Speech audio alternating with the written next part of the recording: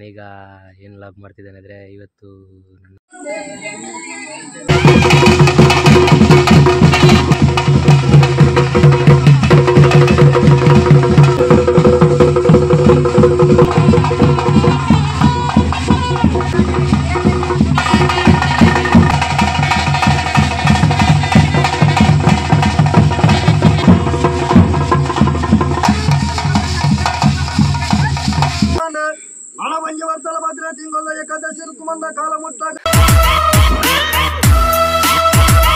Hi guys, welcome back to my YouTube channel. ನಾನೀಗ ಏನು log ಮಾಡ್ತಿದ್ದೇನೆ ಅಂದರೆ ಇವತ್ತು